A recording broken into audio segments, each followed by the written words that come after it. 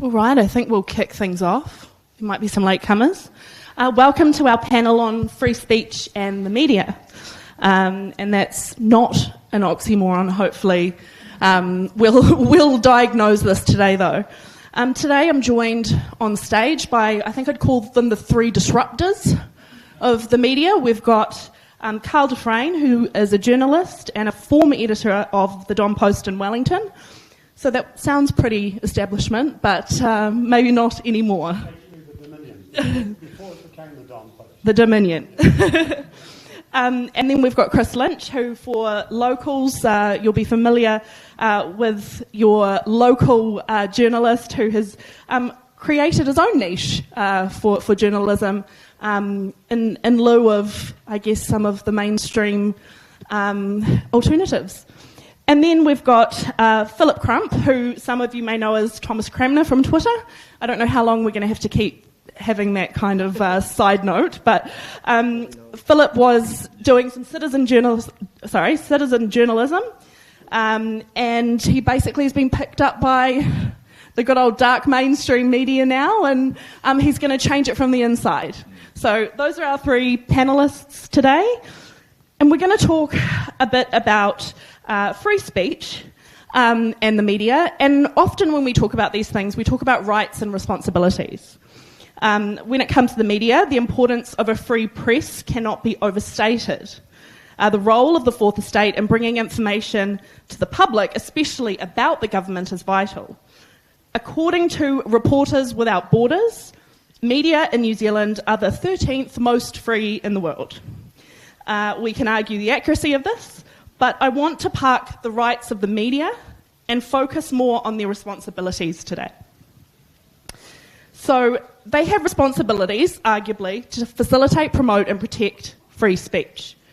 But none of these responsibilities are in law, and that's the problem that we have here. So I just want to first start with our panellists explaining maybe some of the experiences that they've had in dealing with the media and how their free speech may have been curtailed. Can I start with you, Karl? Yes, thanks very much, Annie. Is that working? Yeah. Thank you. I've taken the liberty of preparing some written remarks. I hope that's okay, because I think I've had a couple of experiences which I think say something about how profoundly the culture of journalism has changed in New Zealand. 2 years ago, I was invited to write a weekly column for National Business Review. A contract was signed and I duly submitted my first column. It was also my last. The co-editors of NBR disagreed with a couple of points I had made and wanted to delete 2 crucial paragraphs. I refused. The column never appeared and my contract was torn up. My column, ironically enough, was essentially about the culture wars and their chilling impact on public debate. In it, I said that a truly honest debate about race relations in New Zealand would acknowledge that while Maori had suffered damaging long-term consequences from colonisation, they had also benefited from the abolition of slavery, tribal warfare and cannibalism. I also said that an honest debate would acknowledge that race relations in New Zealand had mostly, and I stress mostly, been harmonious and respectful. One of the co-editors proposed to delete those 2 paragraphs. I was told by email, and I quote, "We want to avoid a hostile response for no real gain," unquote. There's editorial courage for you. In fact, it turned out that the real problem was that he disagreed with what I had said. It was his opinion that cannibalism, slavery and tribal warfare would have ended anyway, regardless of colonisation, and he disputed my opinion that race relations had been mostly harmonious. This from a Scottish expatriate who had lived in New Zealand only a relatively short time. I invite you to consider the irony of my being contracted to write an opinion column, presumably because it was felt that I had something worthwhile to say, and then being censored because my opinion was one that the co-editors didn't share. In a past life, as an editorial executive with a daily newspaper, I spent more than 10 years dealing almost daily with columnists of every conceivable political stripe.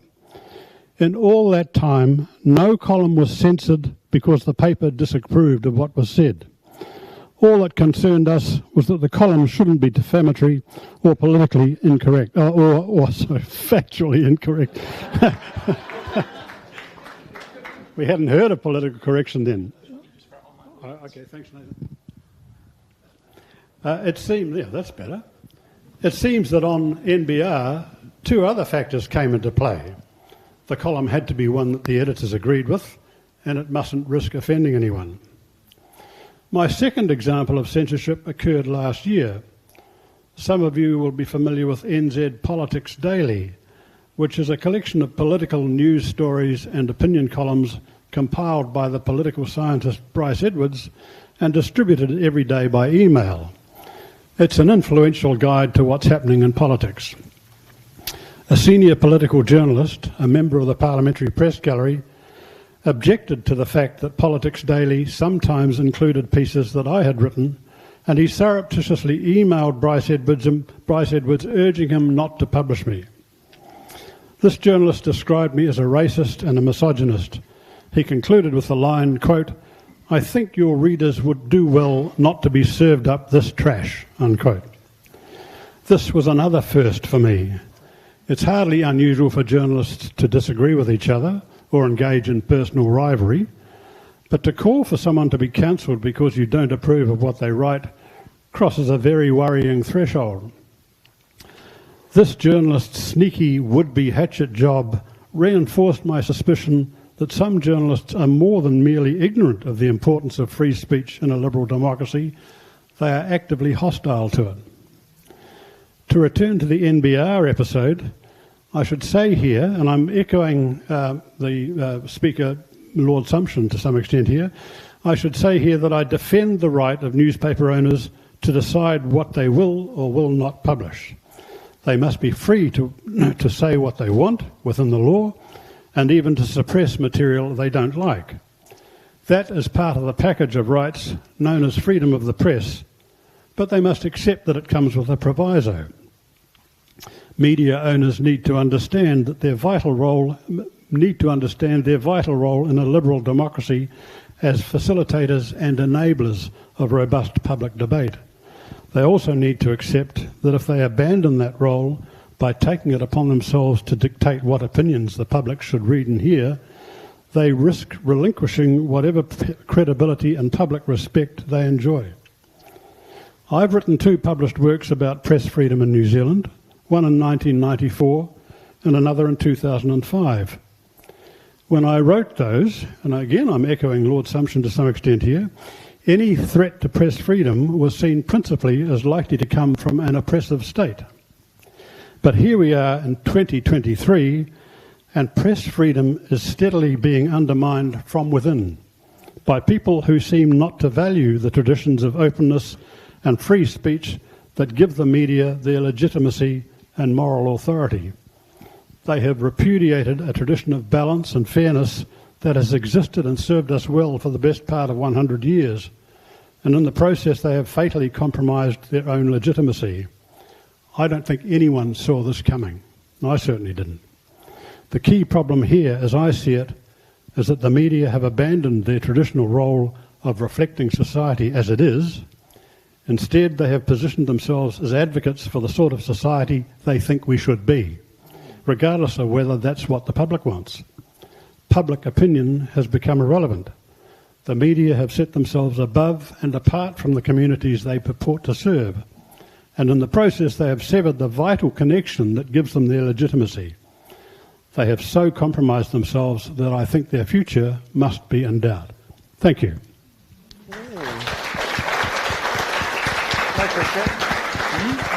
Thank you for those remarks, Karl. I knew that you had a few things that you wanted to say, and they all are poignant to the situation we find ourselves in.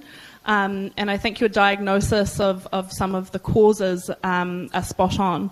If we move to Phillip, you've come from the outside quite recently. You're a lawyer by trade, and you've also recently come back to New Zealand.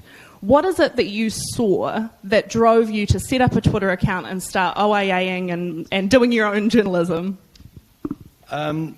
It's working. Yeah. I didn't do it with any sense of purpose. I set up the Twitter account when I was locked down in London in 2020 because I just wanted to look at Twitter. So the handle and the whole thing was just happenstance. And I suppose I first stumbled across a government paper on conflicts, which interested me because as a lawyer, conflicts, you deal with them every day. They're difficult. No one likes to deal with them. And they can throw up or show interesting things. So I just thought, look, okay, I'll take a look. And from there, I just suppose I kind of dug into the Naya Mahuta and her husband and contracts, and I just pulled the thread. And really, I suppose I was responding to a lot of feedback online, which is all positive, really. I haven't, to be honest, I don't feel like my free speech has ever been curtailed by anyone, to be honest. And that was the whole point. I'll say what I want, and I could do it because, I had the freedom. I didn't have an employer that I had to worry about. I had the skills to look, and so there was really nothing that anyone could do about it. So I just kind of, continued doing it, and because of that support, I kept going. And as a lawyer, the best evidence is source material. And so I always want to look at, the underlying documentation. It always astounds me if you see a summary of something or an article which refers to documents. If you go back and look at it, often it's a little different. Often it's not intentionally done. Sometimes it's just because of the summary. But if you look at the documentation, then you find interesting things. And so I just thought I'd start publishing. So it kind of went from there. And I suppose the other thing, I would publish things, or I do publish things that are of interest to me, and which I think other people will find interesting. And I think that's one of the main things that the mainstream media have got slightly wrong. Because I suppose in my past life as a lawyer, we'll only do something if we're instructed by a client. We'll only prepare, a contract or a letter or appear in court if we're instructed to, and we're on the clock. A client wants to pay us or has to pay us, and we'll do it. And I think the media have to deliver things that is commercially valuable, that people have to pay for. A lot of the stuff that they write is really just it's really just gumph. It's not commercial. You have to deliver something interesting and something novel. So that's kind of what I've been doing. Can I interject? I'm not going to pinch Chris's time, I promise. But okay I think there are a couple of really interesting points emerged from that. One is that, as Phillip says, he was a free agent. He wasn't working for an organisation, so he didn't risk any sort of penalty in terms of his employment or anything like that. And I'm in the same privileged and fortunate position. I'm retired. I'm no longer a working journalist, and I have a blog, so I'm really free within the limits of the law to say what I like. But the other point I wanted to make was that, well, two really, Phillip used the classic techniques of good investigative journalism, digging. He did us all a fantastic service by uncovering what he did. I remember the thrill of reading the first things that came out under his nom de plume and thinking, who is this? I rapidly figured that it wasn't a journalist. That's all right. The other point I was going to make was that there are it seems to me, two forms of censorship that the media can exercise. One is active censorship, which is what I experienced at National Business Review. But then, and just as possibly even more pernicious and insidious, is passive censorship, where they don't publish things that the public needs to know about. And that's where what Phillip did was absolutely invaluable, because he uncovered these stories that never had a show of getting aired in the mainstream media. And there was a whole succession of issues within the term of the last government that would have been buried without courageous individual acts of investigative journalism. Kate McNamara of the Herald is another one that I want to single out. Yeah. But without a few renegades, we wouldn't have learned about He Puapua. We wouldn't have found out about the massive groundswell of opposition to Three Waters. They're just a couple of examples that come to mind. Of course, there was the concerns about nepotism swirling around Nanaia Mahuta, which Phillip exposed. Had it been left to the mainstream media, we wouldn't have learned about those. They only started reporting them grudgingly when they absolutely had no alternative, because by then they were out in the public domain, thanks to the courageous work. As Phillip knows, quite a few of those stories journalists did know about. They were choosing not to, which is their other type of suppression. Yeah, I think, I'm interested in, treaty issues. I did a bit of it at law school. I did Maori studies as well as English lit in my BA at Auckland Uni a long time ago. So I have an interest in all this stuff. And I suppose, and approaching these kind of more difficult topics, you just have to be careful in the way that you do it. And I think some of the issues around this stuff is the way that things are expressed. And people can have concerns, but the way they express them can be not always accurate. They can be a little inflammatory. And I suppose that just kind of adds to the heat. What I tried to do is take, a lot of editorial content, out and just focus on facts and focus on very specific issues. I mean, if you have issues with the treaty or issues with Three Waters, I want to drill into specific issues. Yeah. And I think if you do it that way, then you protect yourself from a lot of criticism. I really haven't had any negative feedback. I mean, other than that Business Desk article. But because I think if you show that you're doing it on a strong factual basis and you can demonstrate that, then you should be fine. Now, Chris, you've been waited your turn down the NDF for a while. You have done part of your career in the mainstream media. You're now very much your own entity down here. What are the biggest differences, I guess, in how you feel free to speak about certain issues? Are you censoring yourself still? Are you still feeling suppression from outside forces? Or is there a real difference? No, there is a real difference. And, I mean, the reason why I left News Talk ZB was because I ultimately got sick of being paid for having to have an opinion. And sometimes I'd wake up and think to myself, I've got nothing of interest that I'm actually that passionate about, to be honest. And the audience is very... they can pick that up. So if I was phoning it in, they could tell and they wouldn't call. So, but also, one of the main reasons why I left News Talk ZB after 9 years was because I felt there was a void in the local marketplace for spot, instant, immediate, factual news.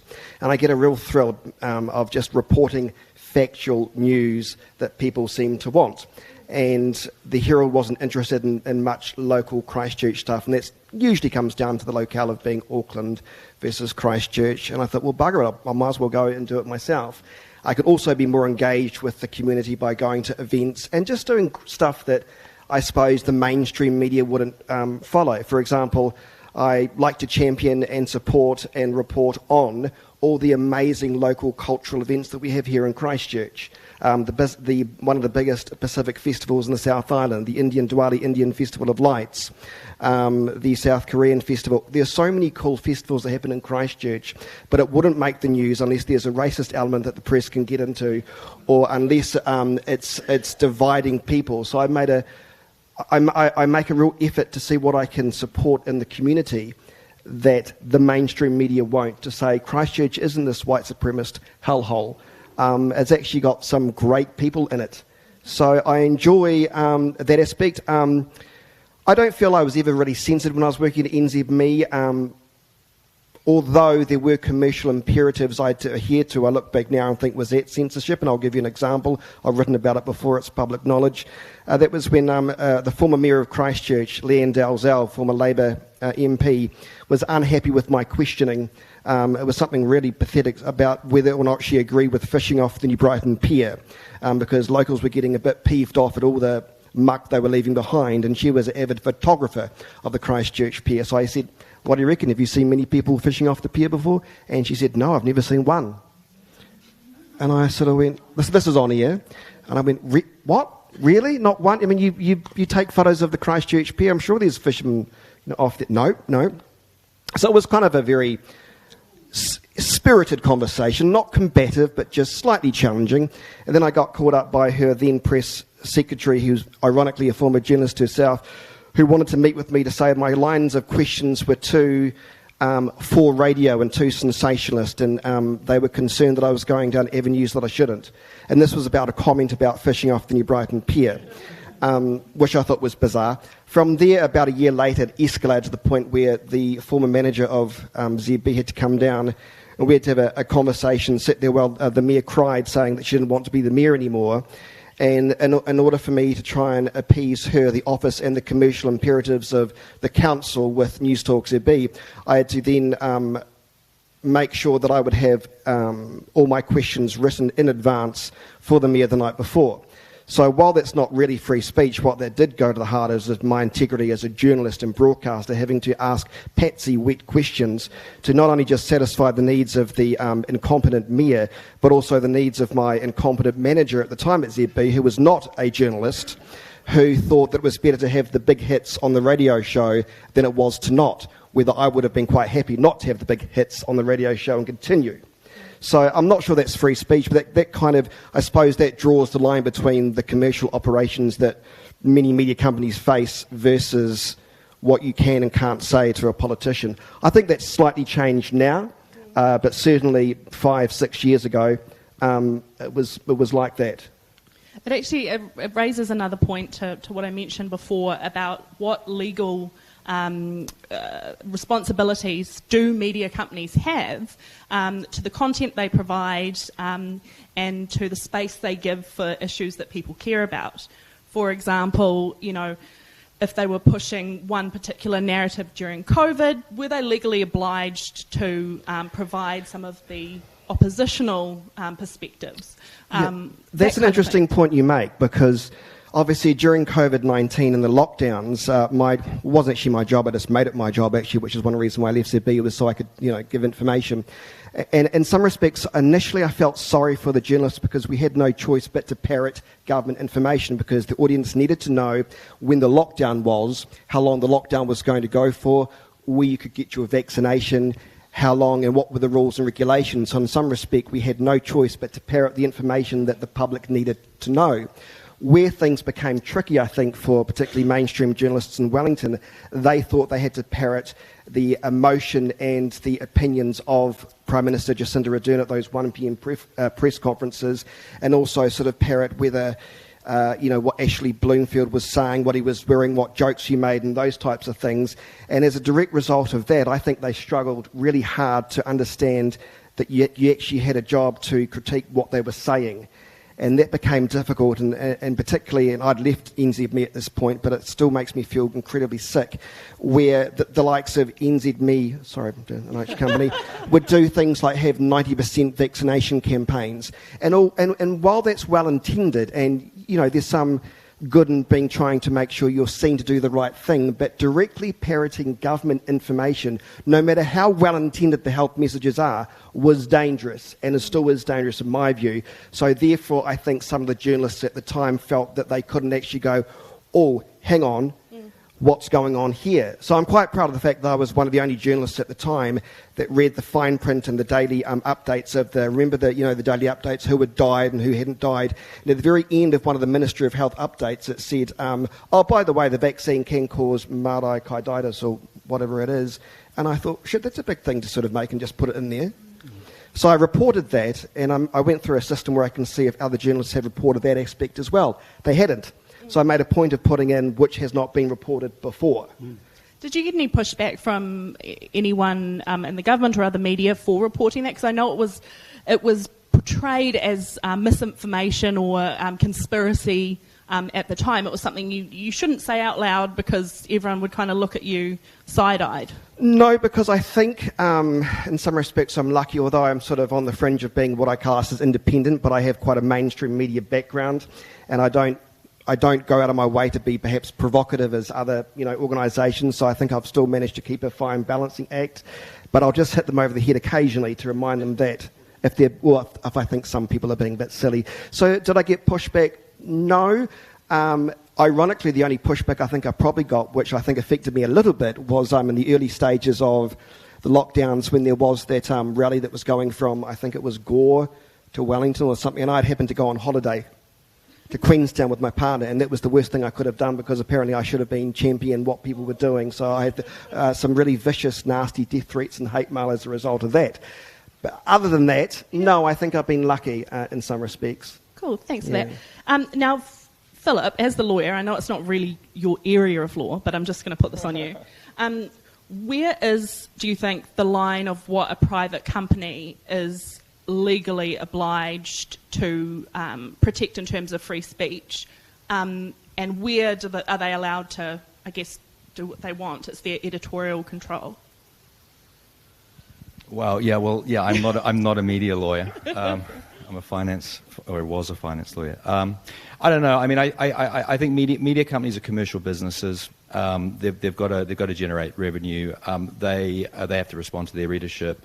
They should, if they're doing their job, I think, provide balanced views which are informed by facts. I think the main problem during COVID, I think there were two main problems for the media. The first is that they're in a very weak financial state. They're in pretty much a state of financial stress at the moment, I think, and they have been for a number of years. In mid-2020, Nine sold stuff to its current owner for $1. It was pretty much bust then. I received government papers the other day that showed that Nine's model showed that they had to put $7 million in. This is in kind of April 2020. They had to put $7 million in by the end of June 2020 to keep it going, and then another $7 million in the second half of 2020 to keep it going. And they decided that they weren't going to do that, so they wanted to exit. But and the Ministry of Culture knew that there was a short-term cash flow issue with stuff at the time, and they plugged it with prepaid advertising on the COVID stuff. That's in the papers. So financially, that was stuff. A number of other media companies are in a pretty financially stressed state. You see MediaWorks. Their auditor's opinion, their accounts came out the other day. A heavily qualified opinion. It's barely a going concern.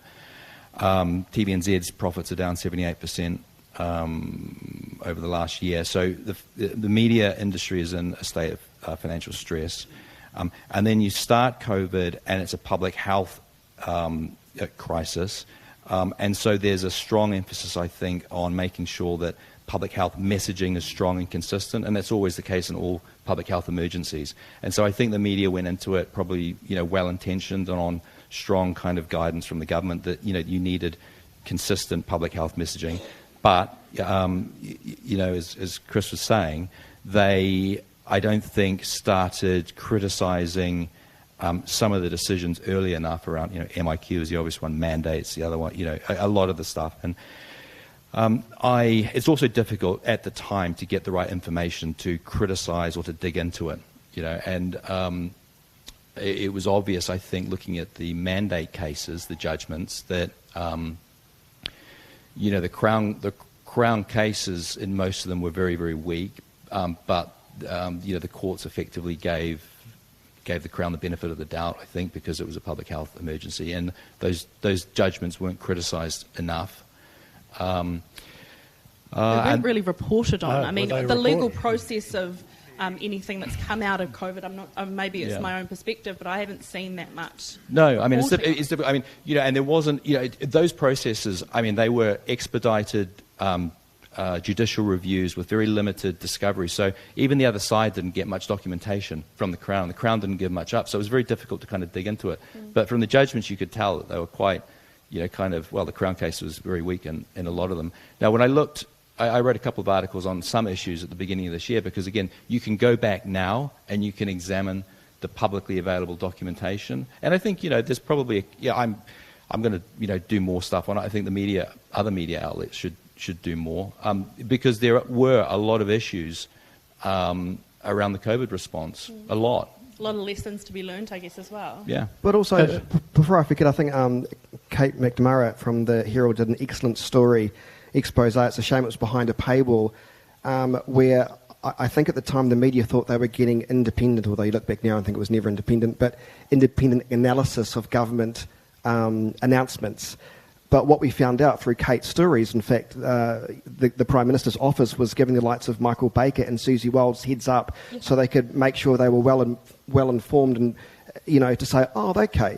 And from that point of view, it's probably very hard for them to then go along and go, well, no, this is terrible, if they're getting heads up. I mean, that's not a good look. There should always be separation between state and academics to be able to provide independent, true analysis.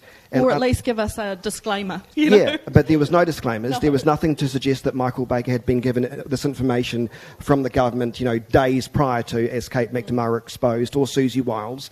And that's dangerous. That's not democracy. That's dangerous. Annie, coming back to your question about whether media owners have any obligation to be, fair and balanced and to respect and honour freedom of speech, there's nothing in law that I know of that says media owners have any such obligation. As I said before, they are free, and I think they should be free to publish or not to publish, whatever suits them. But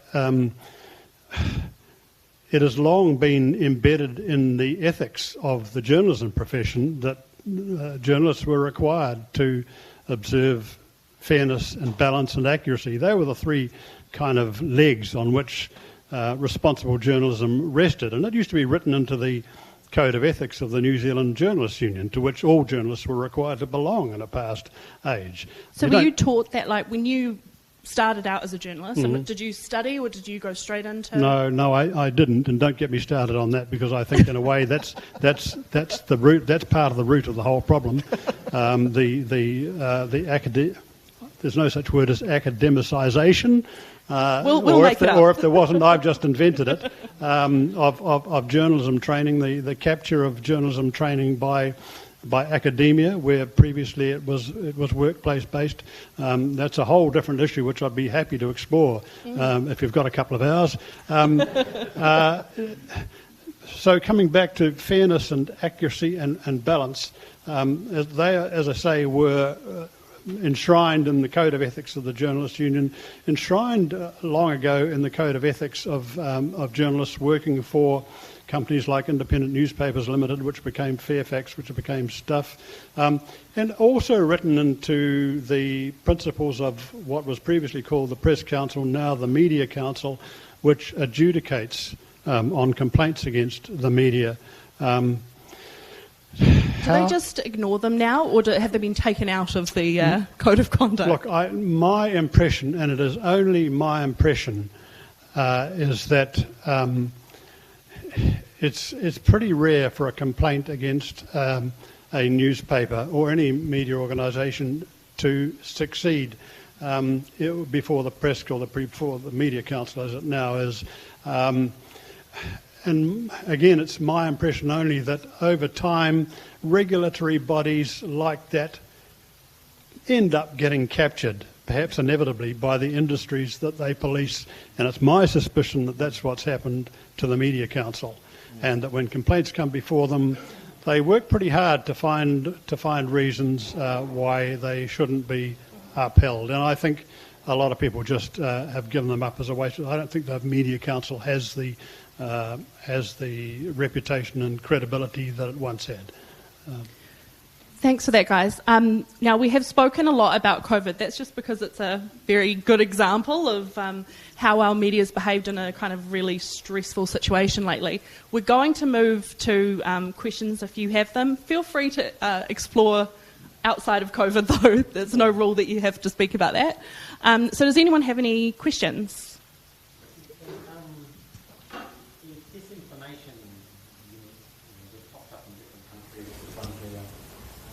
The Disinformation Project? Yeah. Is there a panel we have to say about that? What's the best way to channel it? Biggest load of bullshit I've ever seen in my entire life. It should be immediately shut down. Ironically, it's free speech. the problem with them is they masquerade as a disinformation project, but they probably spout the most disinformation I've ever seen. And unfortunately, the likes of some of the 12-year-old journalists at One News take it at face value, and they'll give them the exclusive to say something that will challenge free speech or will challenge the narrative that the disinformation doesn't like. And I've noticed that many times. I wrote about it many times. It's not really a disinformation project at all. What it is, it's misinformation from themselves. Yes, and I think they've been discredited enough. The only people that tend to pick up on them now, as I say, and I suppose I say this with malice, is inexperienced young journalists that think that What's Your Face is wonderful. Except, Chris, that the disinformation project has been embraced and endorsed by the mainstream media from day one. And I hope you're right when you say that it no longer has credibility. Well, you can see on Monday, because they have another paper coming out on Monday. Okay. Fantastic. I look forward to it. But I mean, you only have to look at what some of the disinformation and misinformation that's come out from what I would call, the lefty lovies that they probably like and endorse, and they never tend to talk about or openly criticise that. So they are highly politicised.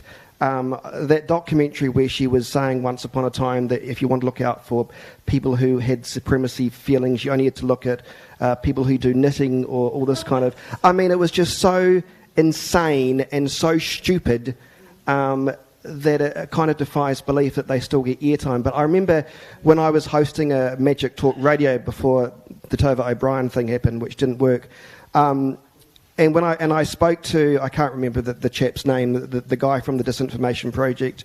Sanjana? That's the one, yeah. He sounded nice enough, but as I was listening to what he was saying, I felt like he had bullet points that had been approved by the government.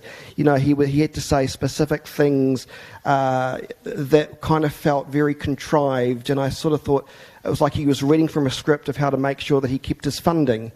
I didn't say anything at the time because it was a flash in the pan. I was out of there, but I just felt, and I still feel very strongly that is the biggest insult to New Zealanders, that project. I think we've really got to push back in terms of any engagement with the media on, well, where's the fact, like you've said, about building journalism that has facts to underlie it? Where's the facts from what they're asserting? Well, they don't provide facts, but they're quite happy to use talking points they may have seen from overseas by anybody who criticised somebody. I want to say, here's my get-out-of-jail card here. I don't doubt they must see appalling stuff from those apps and WhatsApp. I mean, that's probably quite crystal clear. But I feel they use that to manipulate the narrative that they know will probably help their funding with the government of the day. I suspect you'll start to hear limited information from them with a new government who's probably not quite as kind towards their disinformation that they spout. Right, well, everyone look out for on Monday, the new paper. Just in the front here. Yeah?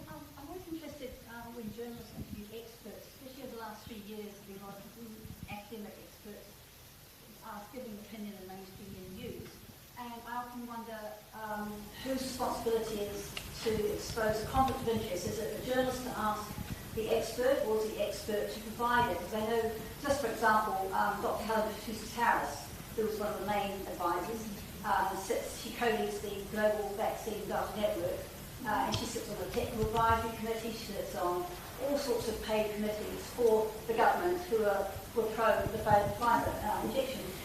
She declared her conflict of interest on the Science Media Centre site, a year or so ago, that she's a conflict of interest with Pfizer, and yet she's on all those committees. So when she has an opinion, whose job is to say, well, you don't put your opinion and publish it? But so just for the live stream, the question was, when an expert is interviewed by the media, whose job is it to make sure there's a clear conflict of interest declaration or any expression of they might have a conflict of interest? Karl, do you have an answer for that one? Oh, well, I think a good, honest journalist would, being aware of a conflict of interest, is obliged to report it, and also is obliged to seek out contrary opinions, which is something else we just don't see.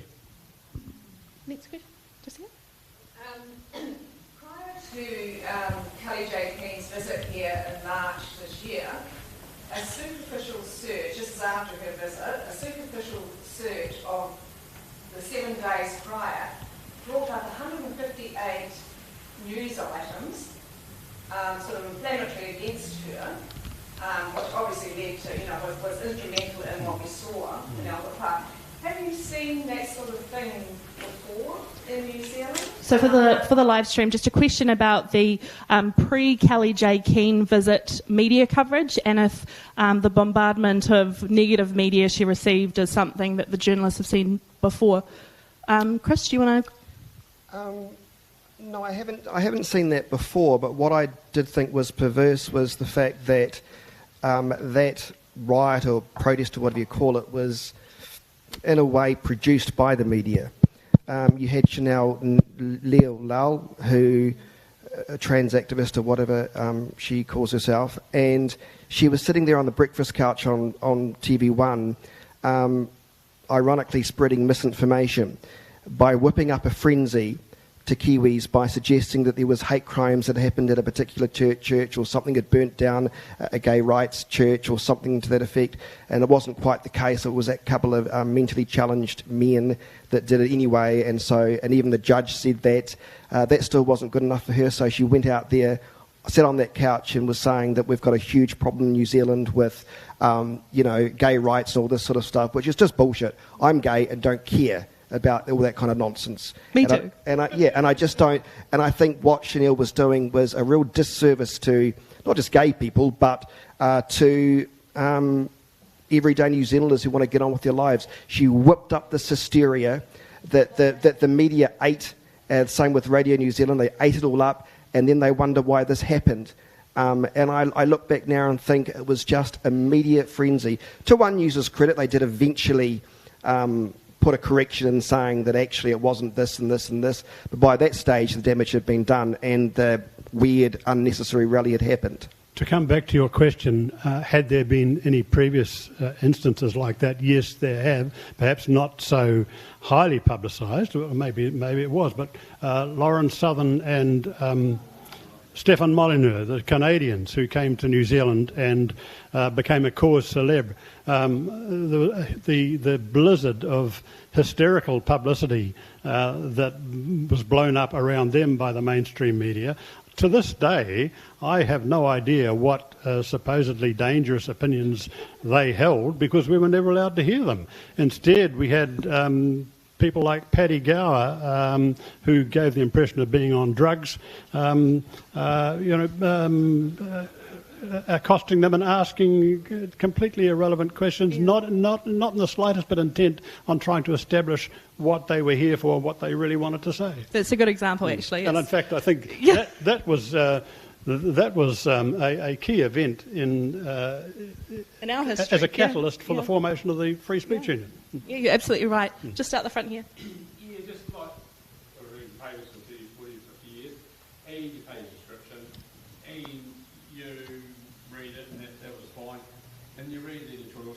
Sorry, Carl, that was boring because it wasn't your newspaper either. I really figured it out. The editorials are supposed to be boring. But I really figured it out. It was just a summary of what you knew.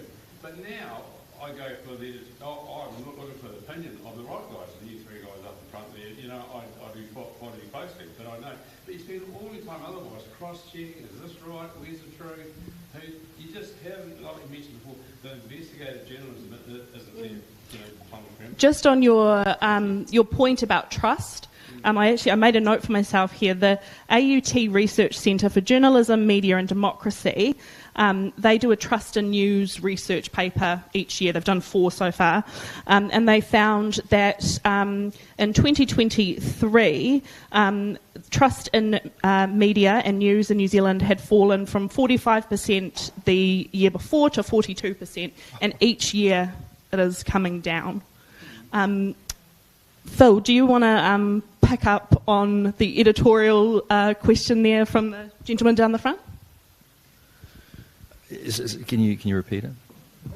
So. Well, really, it was just the trust, that I now look for you guys, for your editorial now, and I wouldn't have, you guys and Carl and Dick and Ross and brilliant stuff that I don't think I'd have ever read back then. But now it's a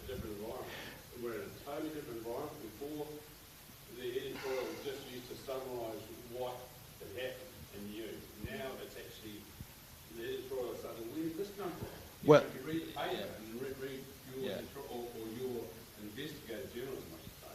It's not that big. That's what we're lacking. There's two totally different things there. yeah, but I think this is part of the challenge that the media is facing, because you can get so much media now. It's kind of a democratization of media, and you can pick and choose. It's not as if in the country you have, one news channel and a couple of newspapers. You can pick and choose from anything. And I think the way it's going is that people are going to follow specific writers. You're going to follow a reporter because, you trust Kate, or you're going to read one of us because you enjoy our opinions or our views. And I think that's really the way, when I speak to people, they will choose specific people here in the country they want to follow, and they can follow, you'll subscribe to The Economist or The Australian or a bunch of other things. And I think this is really, a lot of journalists in a lot of these companies are producing stuff which is just, they're young and there's no commercial value to it.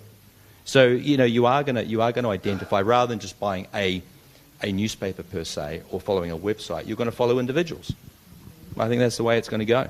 I mean, ultimately, there are some individuals. It's the same in most careers and professions. In law, you have some rainmakers who generate a huge amount of fees for a law firm, and it's like it in a ton of different. It's also the same in sport. You'll have the star of the team that is key.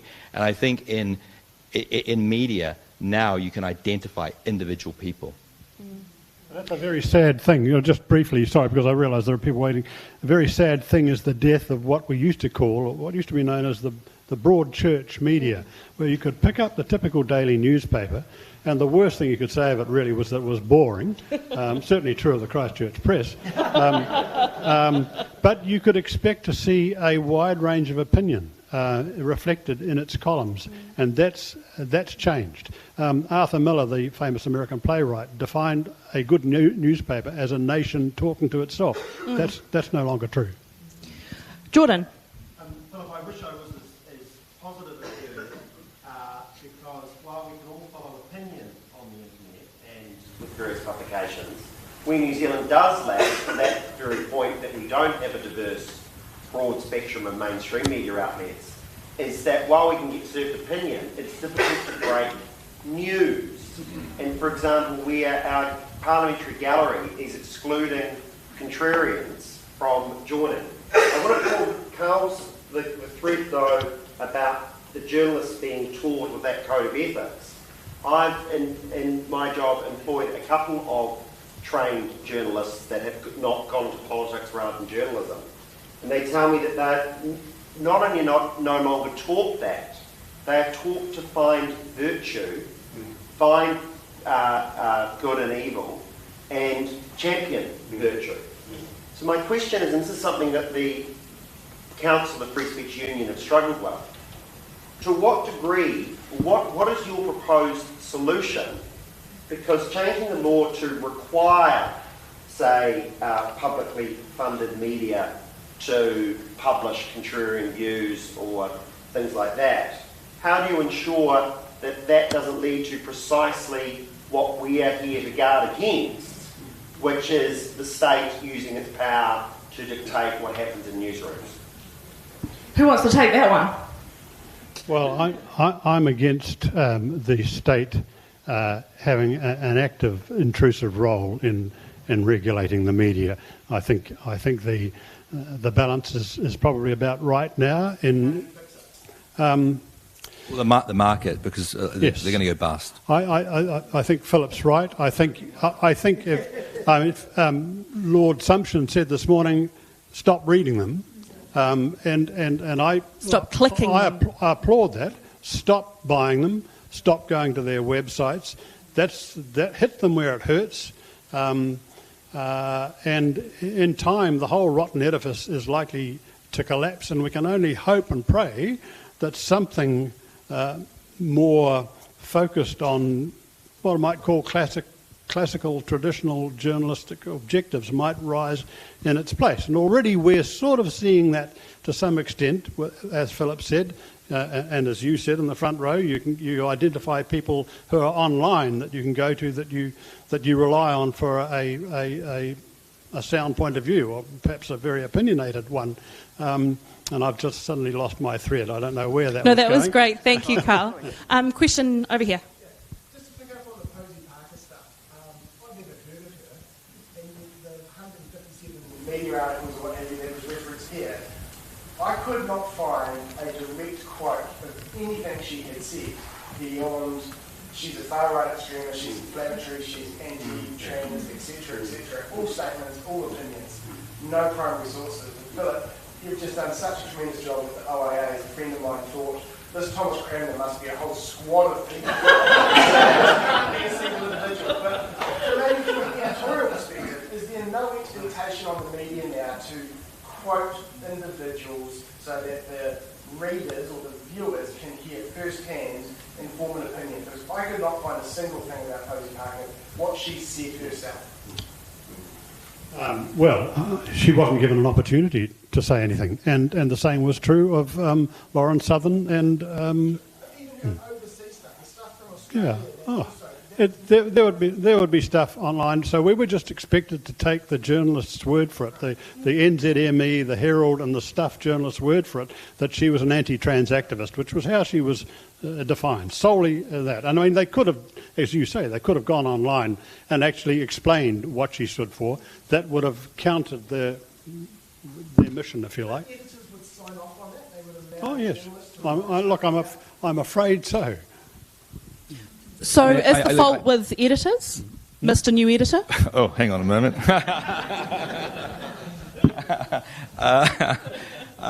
Look, what I will say about Posey Parker is I think there was obviously a very strong steer from the government, and I think everyone took their lead. It was, from the government. There was a strong political influence in terms of the way that the crowd were kind of coordinated and grouped together. The police took their, could see which way the wind was blowing. Even on the court case that was held in the days before was quite sympathetic. I wrote about it at the time that this is part of the problem. It's part of the reason why I started writing. New Zealand doesn't have a speaker's corner. Like we're not used to having someone with views you don't maybe like standing on a box in a park. The wizard is sitting down the back there. I've got to say on that. Thank you. I've got to say I have met a few law lords before, but I've never seen a British law lord and a wizard having a conversation. and I did say to Lord Sumption, I didn't know who kind of outranked the other, but I think he was very smart in agreeing with what the wizard had to say. So that was something that he can take back to Britain and say, look, I went to Middle Earth and I met a real wizard. I think that was phenomenal. That was very good. Just one more question. I was going to ask about the health of the media looking forward. I mean, you all alluded to the fact that the media almost collapsed there. Stuff was bought for $1. Now, I do think it's improved slightly since we've been in New Zealand and Australian and German hands. What about the health of the media looking forward? Well, Phillip, you know the financial stuff. How's it looking? Well, look, I think it's going to be tough for them. I think they're under financial stress, real financial stress. There was a kind of the last 3 years there was some government support that was intended to be a short-term bridge to a long-term solution, which is this payments from the big tech online companies, which is just not going to happen. I was speaking to someone from Meta the other day who deals with this, and they're thinking about withdrawing from Australia in full. They just won't stop sharing media links. They'll just withdraw their entire service from a country. They would rather do that than do this. So, and I think the new government coming in has far less sympathy, with this stuff than the previous government did. So I think the problem with the kind of the last 3 years is that it delayed a restructuring of the whole industry, and in fact, the money that came into it meant that actually it grew a bit. They took on more junior staff, and again, that stuff that they produce is you can't really monetize it. So I think where we're heading into is a big restructuring of the media landscape in New Zealand. It has to be, like all industries coming into this technology and a bunch of different things, it's going to mean the industry is going to shrink. You need much less junior staff, and you need to focus on people that can actually produce content that people want to read. And so it's going to be smaller, and it has to be more responsive. And people have to work out, where do we get our revenue from? Are we going to get revenue from the big tech companies? Are we going to get it in advertising, or are we going to get it through subscriptions? And I spoke to people before I did this kind of, most recent thing. I think, subscriptions has, you're going to have to pay for what you want. And if you pay for it, you'll get good stuff. But, yeah. Great. Thank you so much, guys. We'll have to call it a day there, but thank you, Karl, Phillip and Chris, for your insights and for answering those questions. And Jonathan, do you have something you want to say, or are you... Just very quickly, we've left the food out for you specifically as you go back down. So clear out that spread that we've put on as you go back into the main hall, just for the formal AGM portion. It won't be dull, I promise. We're setting out some of the exciting things we're going to be working on in the coming year, and you'll get to meet some more of the team. So make sure you come along for that as well. Cheers. Thank you, everyone.